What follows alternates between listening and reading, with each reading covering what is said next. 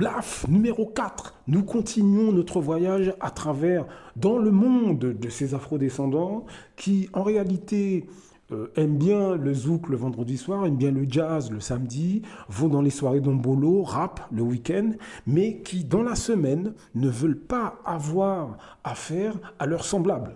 C'est une constatation que j'ai eue. Il y a plus d'une quinzaine d'années de ça, je me suis mis à observer le comportement d'un grand nombre d'afrodescendants, Caraïbes, Afrique, etc., en France, à Paris et sa banlieue, et aussi dans les villes plus petites en France.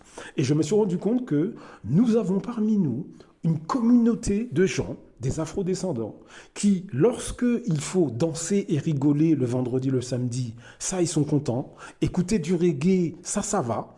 Mais lorsque, dans la semaine, ils sont à l'extérieur de chez eux, ils sont dans la rue, au sein de l'espace public, à ce moment-là, ils font comme s'ils n'ont rien à voir avec les afrodescendants qu'ils croisent. Pire, ils sont même hostiles vis-à-vis d'eux. C'est-à-dire que quand ils croisent un afrodescendant, à ce moment-là, ils commencent à les regarder de haut, avec du mépris, etc. J'ai dit dans les derniers audios que ce comportement-là est une stratégie malsaine. Les gens qui font ça, ce qu'ils cherchent à faire avant tout, d'après mes observations, c'est rabaisser le monde noir de manière à se mettre eux en avant. C'est-à-dire qu'ils veulent bien profiter de nos cultures, le vendredi, le samedi, danser, manger, rigoler, mais le reste du temps, ils s'en foutent. Le reste du temps, ils s'en foutent. Tout ce qu'ils veulent au sein de la société française, c'est se mettre eux en avant en rabaissant leurs semblables au sein de l'espace public. Alors pourquoi l'espace public ? Parce qu'en fait, ça leur permet d'afficher une négrophobie, un racisme, par le biais de comportements de suspicion, de mépris, vis-à-vis de leurs semblables, ça leur permet si vous voulez, de rejoindre les milieux qu'ils veulent intégrer, si vous voulez. Je ne sais pas si je suis très clair, hein, mais ça leur permet de montrer à l'ensemble de la société française qu'eux mettent aussi une distance avec la communauté noire. Donc ce racisme, cette négrophobie qui vient de la part d'afrodescendants eux-mêmes, doit être mis en lumière. Cette psychologie, on sait très bien d'où ça vient. C'est une mentalité d'esclave, on le sait, ça. Ça a déjà été dit. Mais si nous voulons améliorer les choses, nous devons en parler. Et surtout, on ne doit pas laisser cette mentalité aux futures générations. Donc c'est pour ça que je vous parle de tout ça. Nous avons malheureusement dans notre quotidien des afrodescendants dans les rues, dans les restaurants, dans les commerces, qui n'hésitent pas, lorsqu'ils sont seuls dans la rue, lorsqu'ils croisent des afrodescendants qu'ils ne connaissent pas, à faire preuve de suspicion, de mépris, d'arrogance vis-à-vis d'eux, et tout cela sans raison. C'est de l'agression, ce sont des micro-agressions. Ce sont des agressions qui paraissent banales, mais qui sont extrêmement graves. Et nous devons observer et parler de ce phénomène qui, en France, est extrêmement répandu. Extrêmement répandu.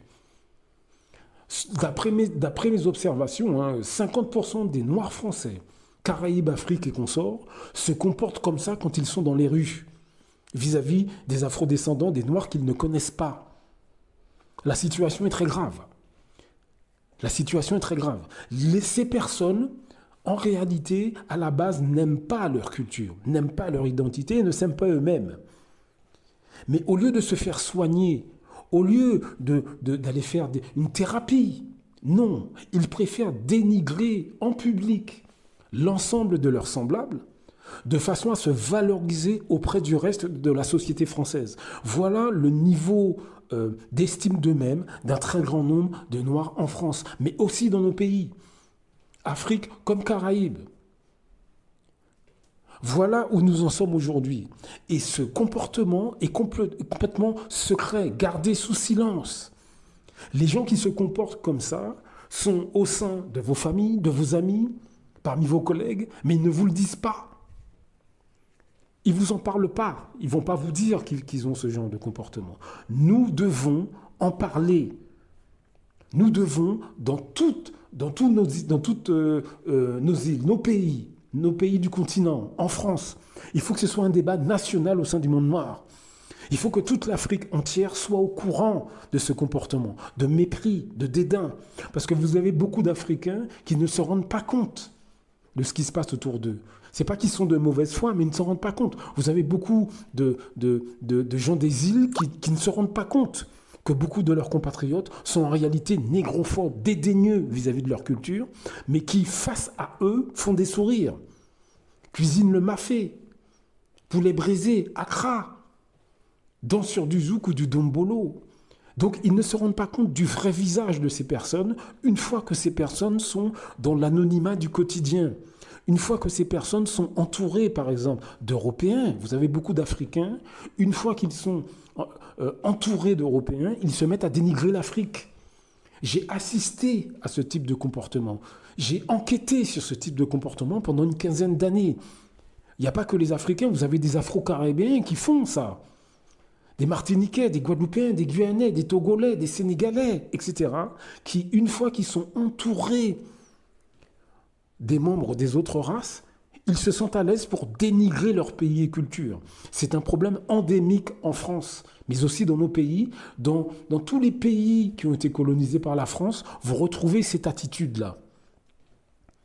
Donc, c'est quelque chose de psychologique. Nous devons nous attarder sur notre psychologie. Nous devons régler nos problèmes psychologiques. Et déjà, nous devons commencer par en parler. C'est pour ça que je suis avec vous.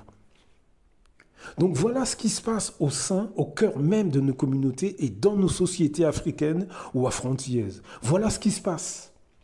Vous avez une partie de nos compatriotes, de nos semblables, qui font semblant d'aller zouker, qui font semblant de danser sur de dombolo, qui s'habillent avec nos vêtements, qui ont nos coiffures, mais qui en fait ne jouent qu'un rôle. Ce n'est qu'une vaste pièce de théâtre. Ils écoutent du rap, ils écoutent du jazz, ils écoutent les rappeurs jamaïcains, ils s'habillent comme eux.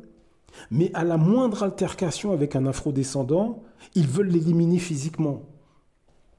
Lorsqu'un afrodescendant réussit dans un domaine, il le calomnie. Eh bien, il faut bien que vous compreniez ces personnes, les personnes qui font ça, lorsqu'elles sont dans la rue et qu'elles croisent un afrodescendant, elles montrent ouvertement le mépris qu'elles ont du monde noir à ces afrodescendants qu'elles ne connaissent pas, parce que ces personnes sont sûres de ne pas les revoir. Donc, on ne pourra pas savoir ce qu'elles font. Vous voyez ? Devant vous, elles écoutent du jazz ou du rap, avec les amis qu'elles connaissent, la famille. Mais lorsqu'elles sont dans les rues, elles se lâchent, parce que là, il n'y a personne pour les voir. Eh bien, moi, j'ai observé ces phénomènes, et je vous en parle. Je sonne l'alerte.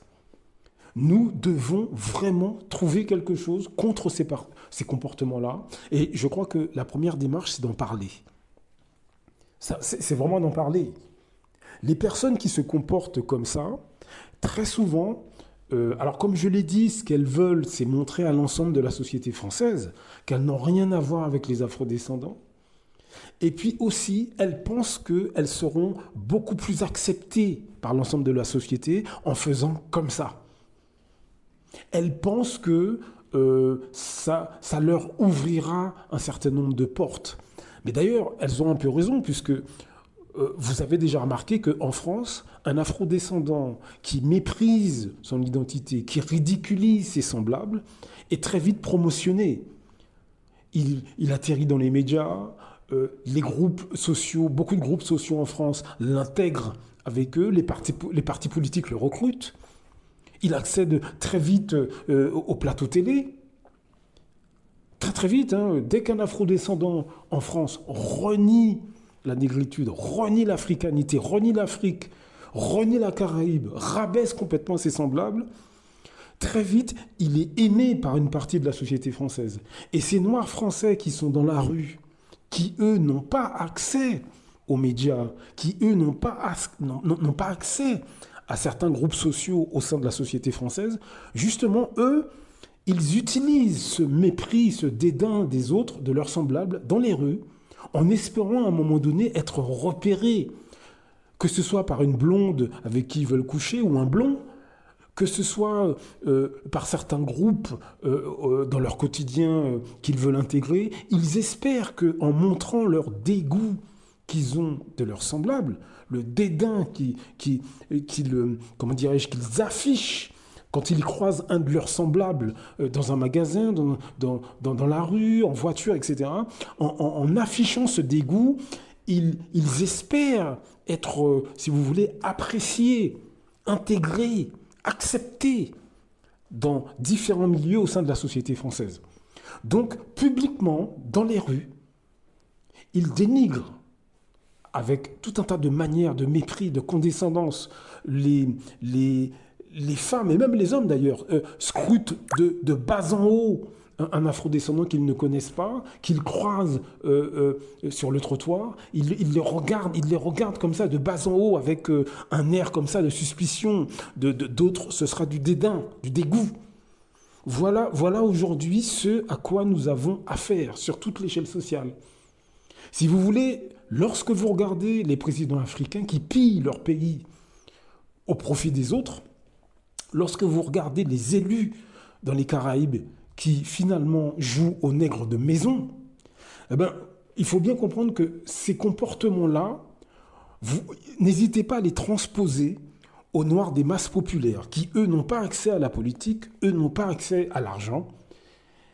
Et donc, dans leur quotidien, dans les rues, eux, malgré tout, veulent progresser, mais au détriment de leurs semblables.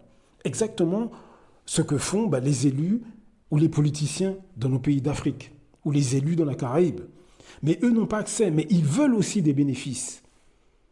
Et donc, ils se mettent à mépriser, dénigrer du regard leurs semblables. Ça leur permet donc d'afficher une certaine négrophobie sur une large échelle, puisqu'ils sont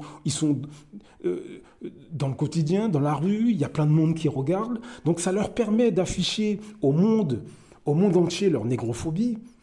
Et ça leur permet aussi de se démarquer en espérant en retirer des bénéfices. Voilà le type de personnes auxquelles nous avons affaire. Alors, comprenez que ça a des répercussions catastrophiques, des répercussions sociétales catastrophiques, et il faut que nous portions une attention particulière au comportement de nos semblables quand ils sont dans les rues, le comportement qu'ils ont vis-à-vis de leurs semblables, vis-à-vis de vous. Prenez le temps d'observer ces psychologies. Quand vous êtes dans la rue, en voiture, dans des magasins, etc., regardez l'attitude des afrodescendants autour de vous. Comment ils interagissent avec vous, ceux que vous ne connaissez pas, quand vous les croisez.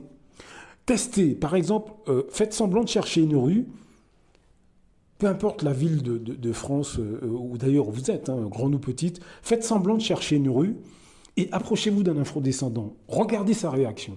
Regardez son comportement. Avant même que vous soyez en face de lui, regardez comment cette personne réagit, homme ou femme. Et vous comprendrez que ce que je dis n'est pas si anodin que ça. N'est pas si anodin. Donc il faut arrêter de protéger le comportement de ces gens en restant silencieux. Il faut qu'on parle de ce problème. C'est un problème intracommunautaire et nous devons aussi nous intéresser à ce qui se passe à l'intérieur de nos communautés. Blaf! À très bientôt.